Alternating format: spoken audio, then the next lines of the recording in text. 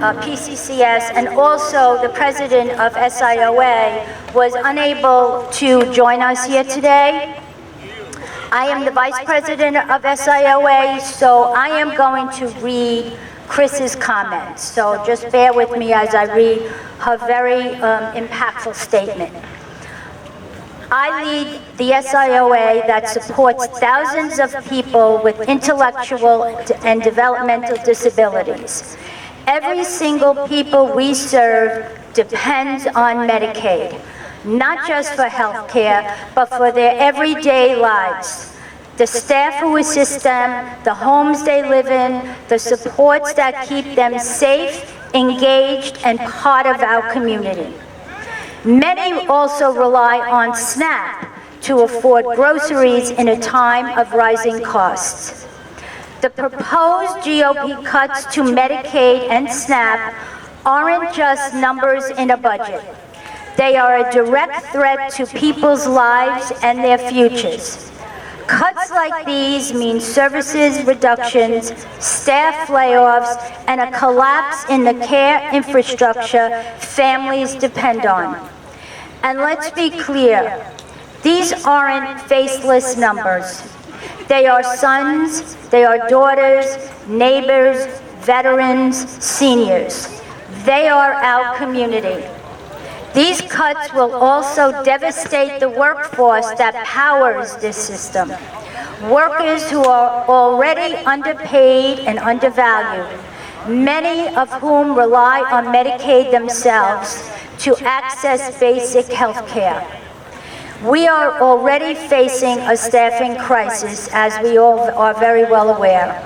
These cuts would push our system to the brink. Medicaid and SNAP are investments in dignity, stability, and community. They are not the problem.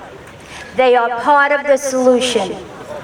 I urge lawmakers, reject these cuts, protect the programs that protect our people, and invest in a future where everyone, regardless of ability or income, has the right to live with dignity and respect and support. Thank you so much. Well said, Chris.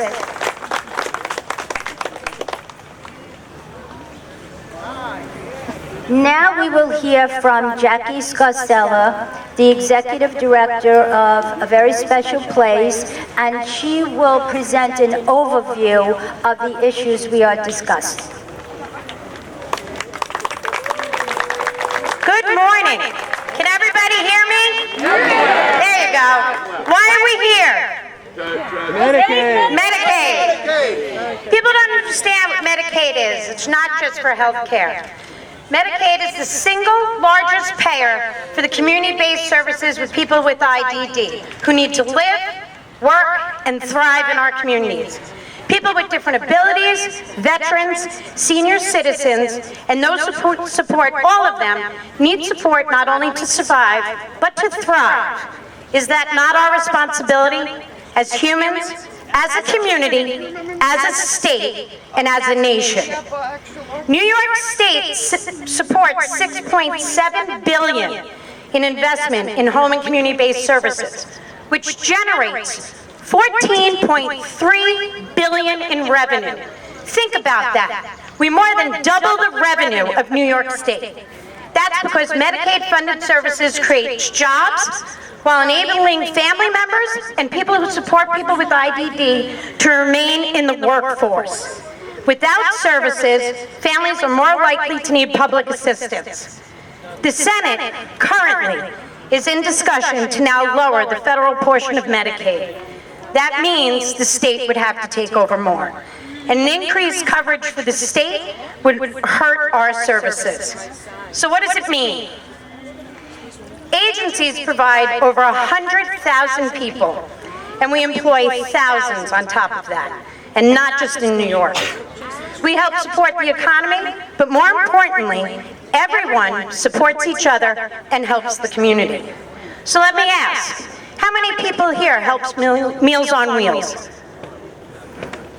How many people here volunteer at Project Hospitality? How many people here help the parks?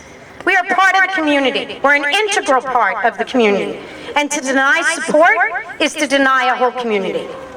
Medicaid doesn't have enough money now. There are 710,000 people waiting to get on Medicaid, some for years. This bill, this bureaucratic BS bill, is talking about cutting Medicaid, but they say it's to cut fraud. If that's true, someone answer this. $715 billion cut from Medicaid. Where's that fraud? And that's over 10 years. In the past 5 years, there's been independent studies and studies from HHS. The most they saw was a $33 million fraud. And out of that was 50% human error. Human error, not purpose fraud. And OMIG recouped 30 million of that. But even if you take 33 million times 10 years, that's 330 million. Someone answer, where's the 714 billion, 967 million coming from? It's gonna come from us. It's gonna come from the veterans. It's gonna come from the senior citizens. We all agree to reduce fraud. We all agree to reduce waste. But this will cut services and reduce those who are eligible. It changes how often Medicaid is renewed and reviewed, which for some may be fine. But if you're diagnosed with a disability, it doesn't change. If you're elderly, you don't get younger. If you're a veteran, you already served. Don't touch what is rightfully theirs. While we're all anxiously waiting this bill, people aren't paying attention. Because in February, Medicaid was shut for 2 days. We received a court order that FEMA won't get paid. SNAP is being cut. SNAP? 10% of people with disabilities receive SNAP. More than 90% of all SNAP beneficiaries live with a household of somebody who's disabled, elderly, or a child. Who does this help? Over the past couple of months, we've seen Medicaid recertifications be denied for people who are working with a disability and those that are a disabled adult child. These groups are eligible for Medicaid and should not have to go through a fair hearing again. Their Medicaid is suspended or removed and they need to reply. This doesn't just mean no money for services. Who covers their health care, their rent? Agencies? Families? Then what? People will end up homeless. Medicaid is also now cutting medications. We've already had people denied steroids they need for their nebulizers that were covered for 20 years. What's next? This is happening now. We need to speak up now. You need to call your Senate, call your legislators, because if we don't stop it, this will affect everyone. Thank you. I'd like to introduce from Sandy, Eli Gottesman.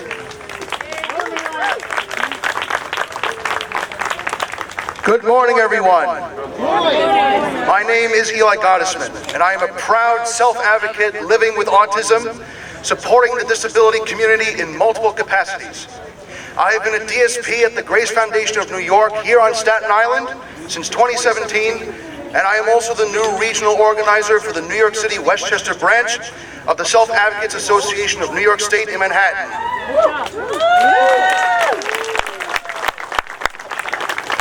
For 6 months, we have all been alarmed by the rising threats of Medicaid cuts against disability communities across this great nation. In New York alone, about 7 million New Yorkers depend on Medicaid to live and survive. Additionally, 182,000 Staten Islanders need Medicaid to maintain their health care, and 7,000 of them with intellectual and developmental disabilities need these services to thrive in our community. I have friends who attend Medicaid-funded programs across this great borough, and I love them too much to watch them be demeaned by powerful people who simply do not understand their humanity.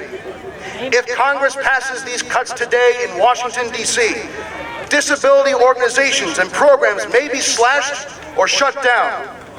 Disability workers might face severe financial obstacles, and people with disabilities might face the return of mass institutionalization. As we gather here today on the grounds of what was once the Willowbrook Institution, we must remember the word that Bernard Carabello used in Geraldo Rivera's famous expose, disgrace. And that is how everyone here today should feel about these potential cuts. A disgrace. It is disgraceful that after decades of fighting for the rights of people with disabilities, all the progress that we have made might disappear. We must send a clear, direct message to every single one of our elected representatives from across party lines, once and for all, that disability rights are both civil rights and human rights. And that history will not look kindly upon those who may choose to diminish our right to exist by passing this bill. Now is the time to get louder than we have ever been before, as we cannot and will not allow hatred and bigotry to win the day. In the end, love, empathy, compassion, and humanity can and must prevail, because when we say never again to returning back to the days of Willowbrook and past discrimination, we mean never again today, never again tomorrow, and never again for all time. Thank you.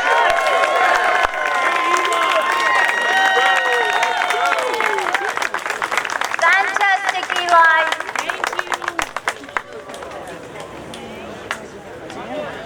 Eli, thank you for those powerful remarks.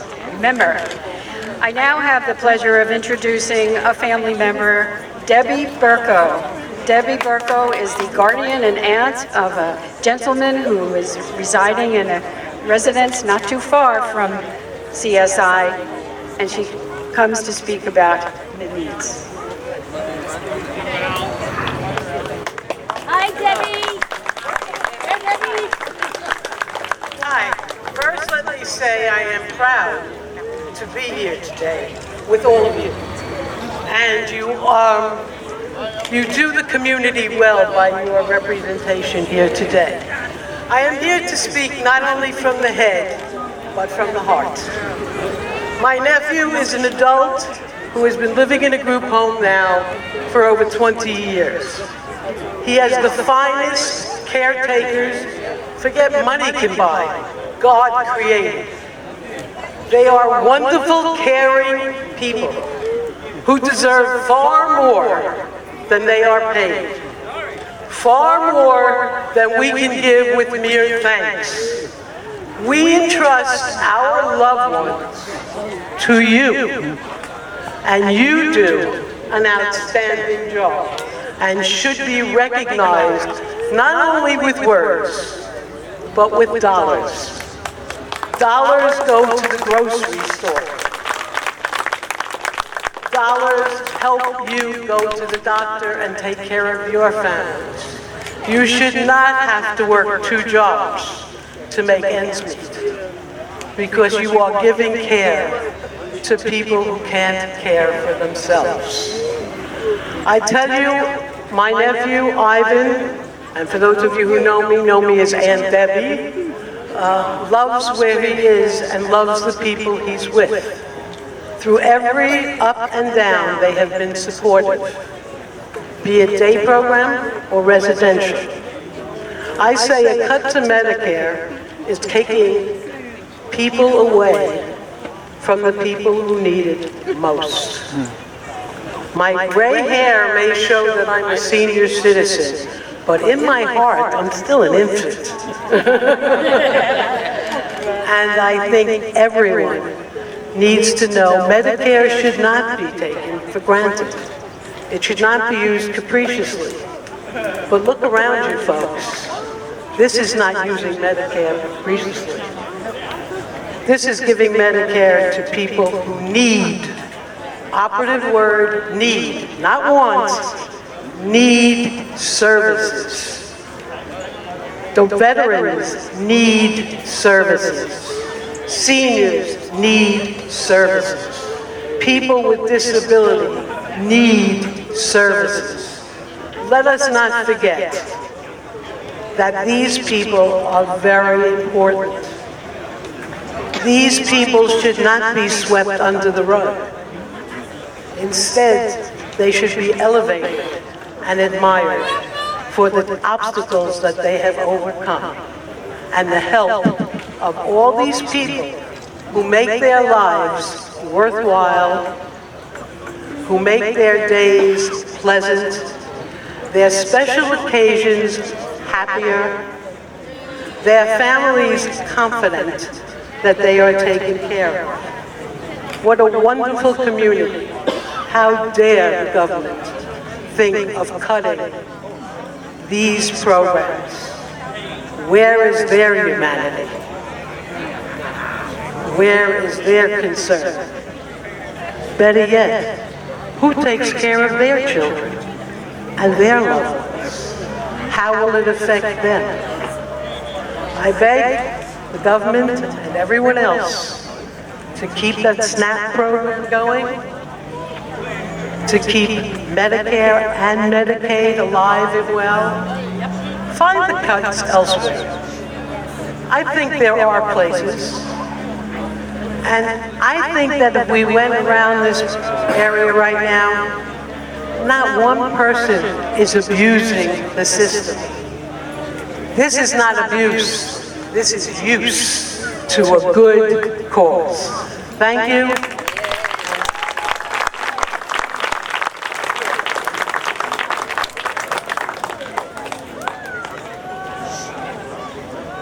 Thank you, Debbie.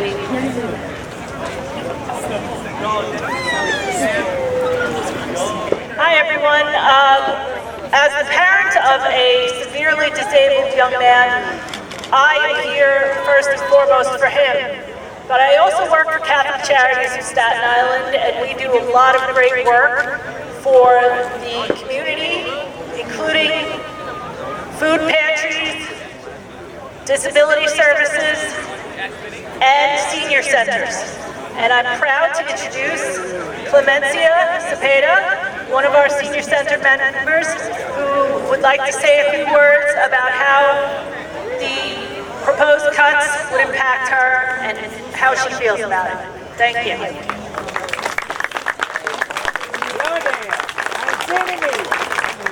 Okay, I'm here. Can you hear me?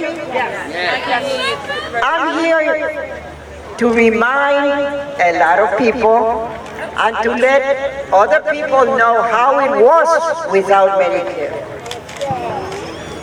You have no idea what pain it is to have a child that is sick and have money to go to the doctor and no money to pay for the medicine. You have no idea. I'm thinking about the young people, so you will know how this affects each one of us. You have no idea what it is to be a single mother that works every day and have a toothache and cannot afford to go to the doctor 2 times, you know, one for x-rays and one to fix it or whatever. I will go over one day and tell them, take it out. That's how I lose my tooth. There is no need for us to go back to those days, and we will, if we don't go ahead and realize what we can do for ourselves. Okay? We have the right. The ones that are as old as I am, 83 years old, the ones that are old like I am, have worked for it, have seen the difference. I had food stamps before when they were little paper things, and it helped my children grow healthy. I go now to McDonald's. Yesterday I went to McDonald's because I went to the doctor with my aid, which I would not have if this goes through, because I cannot walk very well. You know how much I pay for 2 sandwiches of eggs and bacon and 2 cups of coffee? $23. $23. Okay? So, SNAP is something that we need. SNAP is something that we need to live. We have earned this. I'm talking about the elderly like us. We have earned it. And we do not deserve to be living longer with a bad way of life. Okay? And it is up to us, it's not up to anything else. What is to say that the government is there to help us, to defend us? We have to use it. We have the right, we are in a country where we have the right to go ahead and say, no, this is not good. This is not working. This is not for me and I will not accept it. Okay? We have that right. Let's use it. Let's use all that energy that we have left as an 83-year-old person to go and do something because we earn it. Bless you. Bye-bye.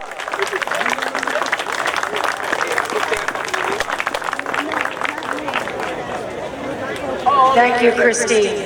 It's now my pleasure to introduce no stranger in New York City, Senior Vice President for Advocacy, Chris Trieber at AHRC, and you may have known him with IAC, so he knows New York City, knows his advocacy. Share his remarks. Thanks, Laura. So what I want to talk about is, you've heard already people talk about needs, right? How do you define a need? It's something you need, like air to breathe, food to eat, right?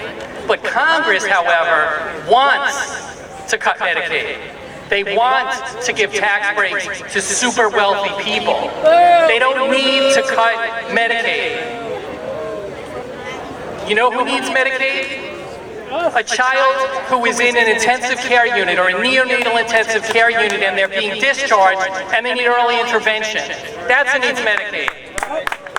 A child in school who receives related services, speech, OT, PT, nursing services.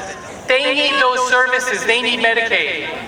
A child who's in a wheelchair, they need that wheelchair because they can't walk. They need that wheelchair so they can have inclusion, so they can have independence. That's what a need is. A need is for a child who is medically fragile, who needs it, paid for by Medicaid. All of those things are paid for by Medicaid. That's a need. And all of those things are threatened by this bill. If this bill cuts $10 billion in Medicaid from New York State is going to have to figure out how to fill that huge hole. And where do you think they're going to take it from? Services to all of us. The other thing I want to mention to you, which is not directly about Medicaid, but it does impact children, is the dismantling of the United States Department of Education. The president wants to close the USDOE. He doesn't need to close it. You know who needs the United States Department of Education? 7.5 million children in the United States who have an IEP. They need the U.S. Department of Education to enforce their right to a free and appropriate public education. That's what a need is. That's what a need is. Let's go. I don't want to depress people because that's all I do when I speak. And so I looked for a quote, and I found one from a civil rights icon and the late great Congressman John Lewis. And what John Lewis said was, do not get lost in despair. Be hopeful and be optimistic. Our struggle is not the struggle of a day, or a week, or a month, or a year. It's a struggle of a lifetime. And if anybody needs to know that, just remember Willowbrook was right here. It's a struggle of a lifetime. And I'm calling on all of you to educate your elected officials and make sure they know the difference between what they want and what you need. That will decide whether or not this bill passes through Congress. Thank you.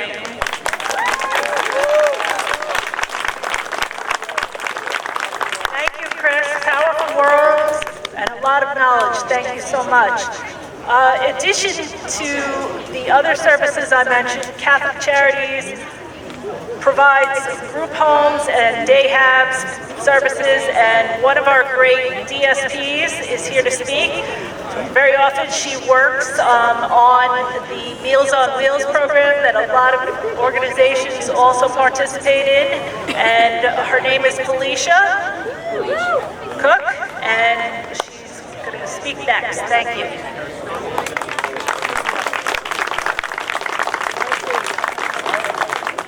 Good morning. My name is Felicia Cook. I have the privilege of working with Catholic Charities of Staten Island since 1979. For nearly 3 decades, I have walked alongside some of our community's most vulnerable members as a direct support professional and a proud member of the day habilitation program. I have firsthand of resilience, beauty, and even fertility of lives that depend on care, compassion, and continuity. I didn't choose this work for a paycheck. It's a calling. I became a DSP because I believe that every person deserves dignity regardless of ability, age, or income. Each day, I witness the dignity in action. One of the things that brings me the most joy is volunteering for the Day Have group of Meals on Wheels deliveries, watching the individuals light up as they bring warm meals and a smile to the senior in need. That's what community is about. That's what humanity looks like. But that kind of care doesn't happen in a vacuum. It happens because programs like Medicaid and SNAP exist. Let me be clear, cuts to Medicaid and SNAP aren't just budget lines, they're lifelines. I want to be a candidate with you. I do not receive Medicaid or SNAP, however many of my colleagues do. They are dedicated, caring individuals who comes to work daily to support others, often receiving low pay and very long hours. They depend on Medicaid for their children's health care and rely on SNAP to afford groceries. Cuts to the programs will not only affect these we assist, they also impact those providing the assistance. Their families will be the first to suffer, and their children will feel it the hardest.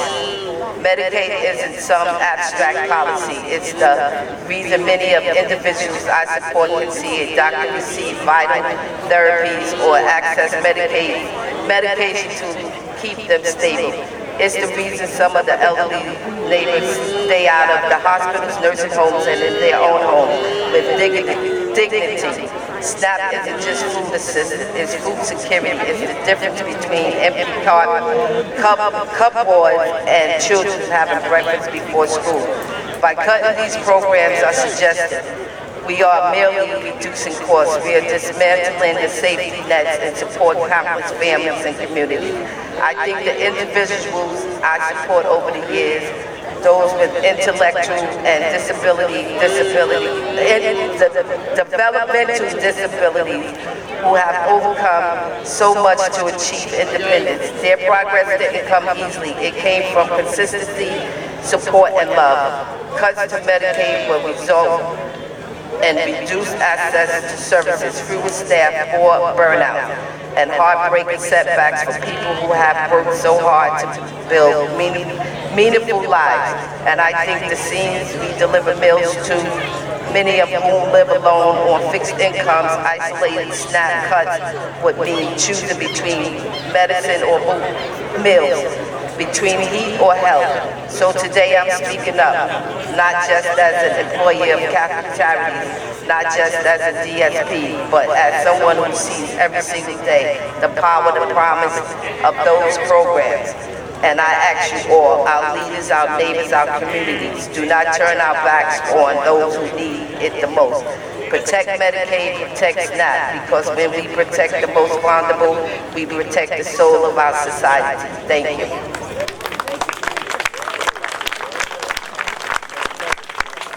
Thank you, Felicia. You're welcome. Our next speaker is Joe Tornello, the President and CEO of Meals on Wheels, and he was just at a conference, the non-for-profit Staten Island Conference, and he came over to join us today to speak. So let's welcome Joe. Thank you, Donna. Thank you for the introduction and wonderful speakers that I have to follow, but I'll do my best here. I'd like to start with something personal, though. My brother and I, young boys who grew up in the Manners Harbor projects. We were raised by two disabled parents, loving disabled parents. My father blind, my mother with spinal arthritis and couldn't walk. And we grew up on Social Security, disability, Medicaid, food stamps. That was my start when I was 4 years old. Brought me eventually to a career in social work, and I've had that privilege during these last 75, 70 years or so, at least 50 years that I've been in the profession. It's my honor to be to lead Meals on Wheels, especially in today's context. Not only in terms of how cuts to Medicaid are going to affect our older adult neighbors, our older adult relatives and friends who may lose their Medicaid benefits. In terms of Meals on Wheels, right now, we are at our capacity. We are beyond our capacity. Our board of directors back in 1972, 53 years ago, made a commitment that we would never have a waiting list. We would serve all in need, and we would do 2 meals a day. We're at capacity. We're not going to stop intake if there are seniors who lose their Medicaid, who need home-delivered meals, and are going to be coming to us for that support. SNAP is another area. If there's an impact in SNAP, there'll be more people, more older adults in need of home-delivered meals. And by the way, we deliver healthy nutrition. Our registered dietitian ensures that every meal meets full nutritional requirements, 2 meals a day, including people with renal disease or have other special needs. The impact also affects our operating expenses. We have always done 2 meals a day. As of this year, there's a cut that we've received. We're no longer receiving funding from the city for our second meal. But that's our other commitment. We're going to keep serving that second meal going forward. Fundraising is going to help make that possible. The other very important part of what we do, and the reason I'm really happy to be here today, we partner right now with over 11 special needs programs. They have programs that help us deliver close to a quarter of our meals. We have 49 volunteer routes every day, in addition to our own delivery trucks that bring food to 1,200 people across our borough, to a growing older adult population. We know our society is aging, not only here in Staten Island, but nationally. They have programs. Whenever I talk about Meals on Wheels, I talk about our nutrition, I talk about volunteering, I talk about the importance of that face-to-face contact between the recipient and the deliverer, but I always talk about our wonderful win-win partnership with the wonderful Day Have programs here on the island. Not a penny's passed between us. Day Have programs receive meaningful activity. Meals on Wheels receives a significant portion of our meals delivered. And we're very, very part of that relationship, that partnership. It makes us, helps us, enables us to do what we do. And moving forward, certainly we'll maintain that. Hopefully there is no impact that's going to affect our ability to continue to fulfill our mission. Thank you. Thank you, Joe. So, like was said in the beginning, these cuts impact across our spectrum. Disabled, seniors, veterans. Keep that in mind. Hearing about the cuts already to Meals on Wheels is very devastating to hear. So, voices, voices, voices. Our next speaker is Sandra Jensen Canner, and she is a parent of Edie. And she will now talk to you about her concerns. Thank you, Donna, and good morning, everyone. My name is Sandra Jensen Canner. I'm a social worker. I am also in my professional career an advocate for the medically fragile, but I'm here today because of my daughter, Eden. She's 26 years old, and she has Jordan syndrome. I'm here because cuts to Medicaid will have life-altering consequences for people like my daughter and for families like mine.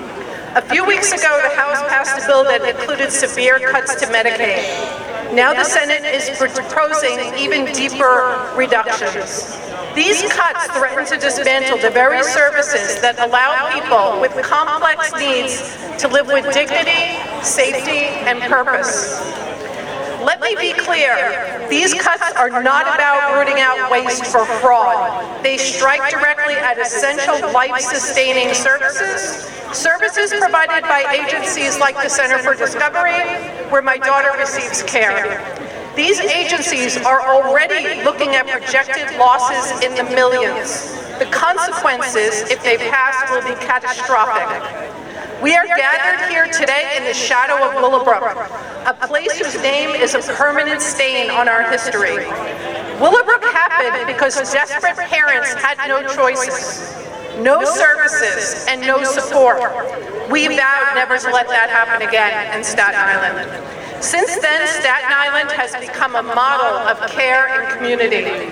Agencies like Community Resources, Eden 2, A Very Special Place, AHRC, Lifespire, On Your Mark, Heart Share, Grace Foundation, we have dozens more that I don't have time to mention, have built a foundation and a safety net that didn't exist before, and that safety net may now be unraveling.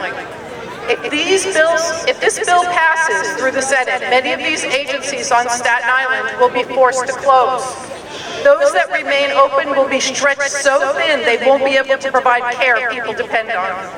Vulnerable populations, already underserved, will face longer wait lists, fewer supports, and more crises.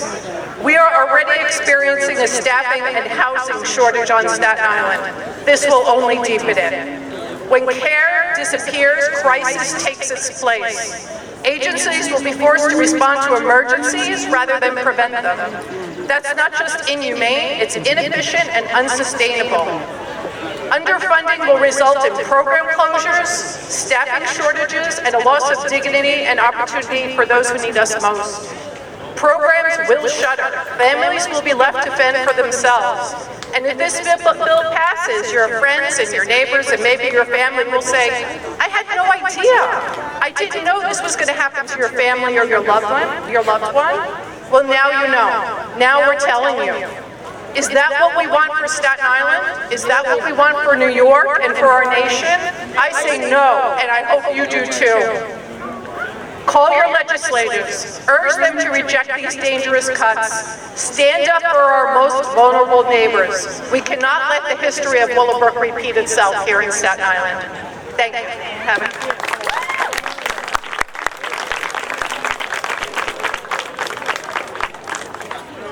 Thank you so much, Sandra. One thing that Sandra said that I just want to expand upon, she mentioned agencies on Staten Island, and there are many others that were not mentioned. But the one thing that all of our agencies have in common is we collaborate. We work together. Look at this here today, the crowd. This is countless agencies coming together for one cause. And I will say, we are the envy of the state of New York because I'm on a statewide group and they talk about Staten Island all the time and how Staten Island gets things done. So you all should be very, very, very proud. And we will continue to get things done. Our next speaker, and I should have said this in the beginning, I am Janine Long's mom. And Janine is a self-advocate, and she will come up and speak right now. I am the proud mom of Janine Long.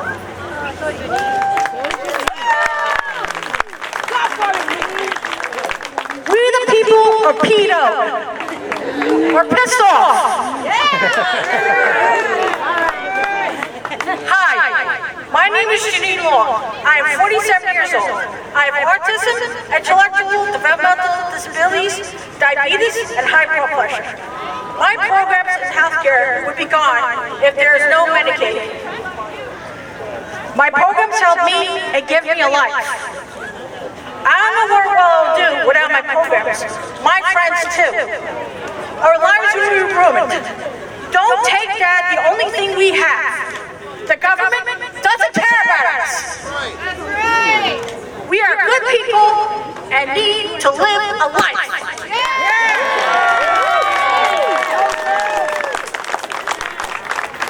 I vote, and we are a lot of people who vote. My friends too. We never did anything wrong. We are not fraud. Are you guys fraud? Are you fraud? Are you fraud? Are you fraud? Exactly.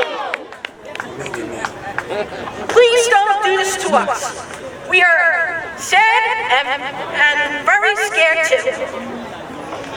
Please, please, please do not do this to us. The Medicaid cuts are very bad and will hurt a lot of people. Why just sit around and do nothing?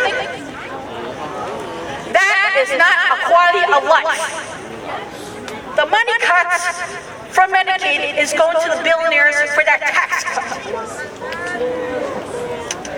So I can go to my programs and the rich get richer. That is not fair to me and my friends.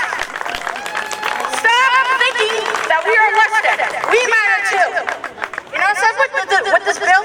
I would like to shred it, put it in the garbage can, and stick it up where the sun don't shine.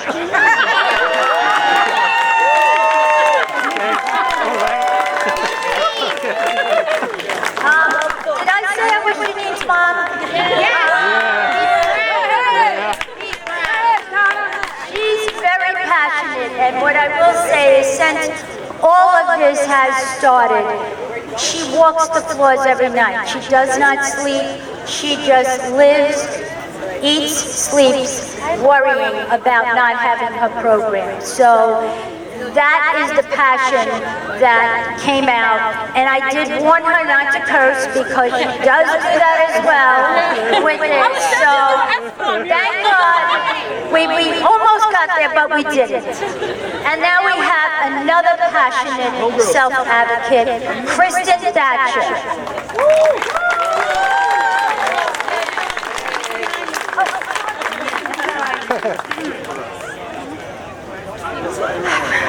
Hi, my name is Kristen Thatcher.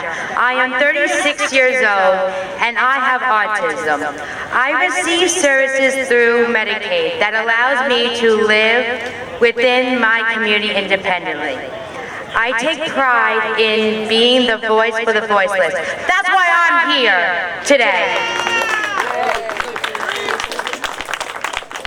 I am here to ask you not to allow any cuts or changes to Medicaid. That would hurt people with disabilities. These programs are not optional. They are essential to our survival and independence.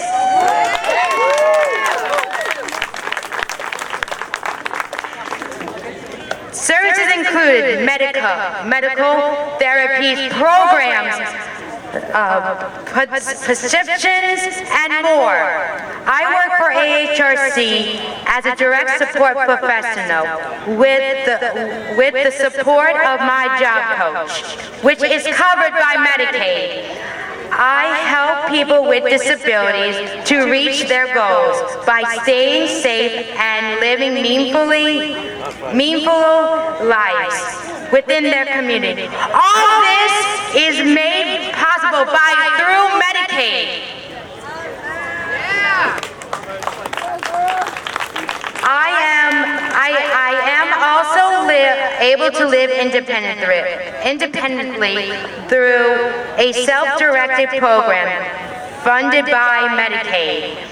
I live in a building with 8 other autistic adults in our own apartments. made possible through the New York State Self-Direction Medicaid budget. I am able to live within the community as a young, independent woman!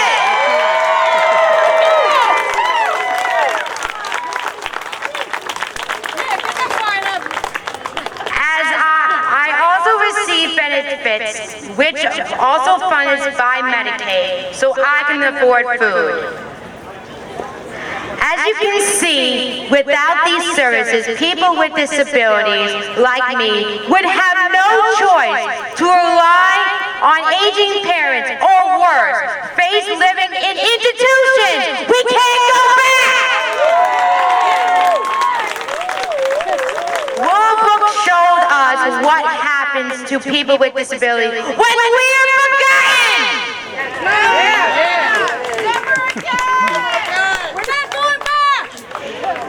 I know these times are scary, and I'm asking all of you to work at protecting our services, because without them, we risk repeating history! Repeat after me. Save our services. Save our services. Save our services. Save our services. Save our services. Save our services. Thank you very much.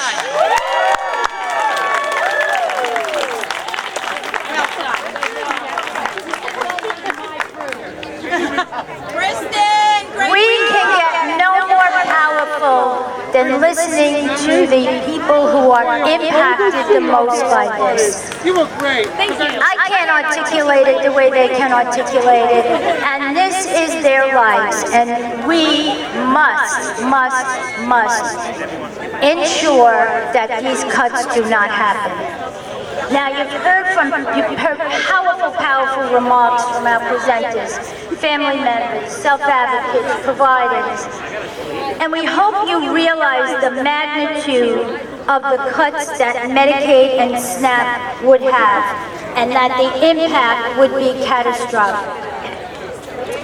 Before we leave here today, we'll have just two more statements. Jackie Scarcella will come back and talk about what you can do next. Hi! Again, thank you all for showing up. Before I go into what you can do next, I just want to assure some people, because I've walked through the crowd and I've watched some of the people we support cry, get upset, they're scared. Let me tell you, we're here for you. Nothing's going to close. We're going to do everything we can to make sure we will always be here for you. Just know that. What can you do now? As community, go. Speak to your legislators. Go to their offices. Call them. Write them. Email them. Show up in person. Make them listen. Ask the question, where is the $715 billion coming from? It's not fraud. It's not waste. Where is it coming from? Who is going to support those with different abilities? Who's going to help the seniors? Who's going to be there for the veterans? If they're not, we as a community need to stop it. So stand up, say something, do something. We have several legislators in Staten Island that voted for this bureaucratic BS. Stop it now. Get them out of office. Thank you.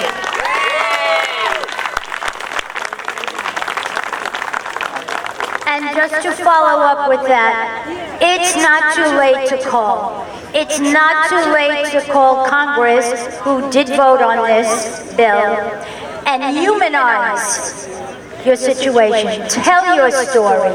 It's very important, as you heard today. So get out there, do things. Don't feel that somebody else is going to do it.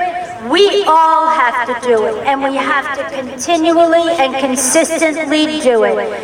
Our voices matter. Our voices are very, very important. Use them.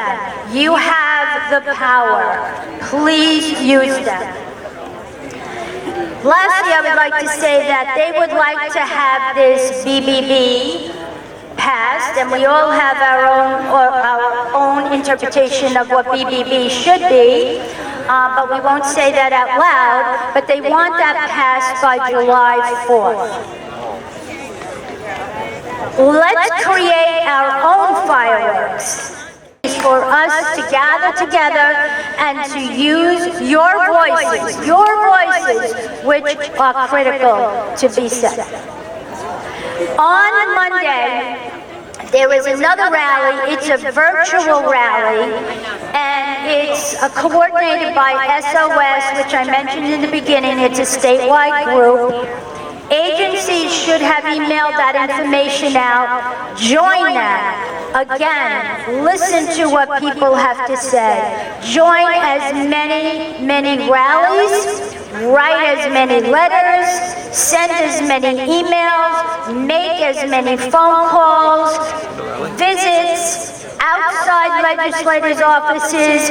We have a window to have this done. Let's take that opportunity and just keep going. No cuts to Medicaid. Thank you all so much for being here.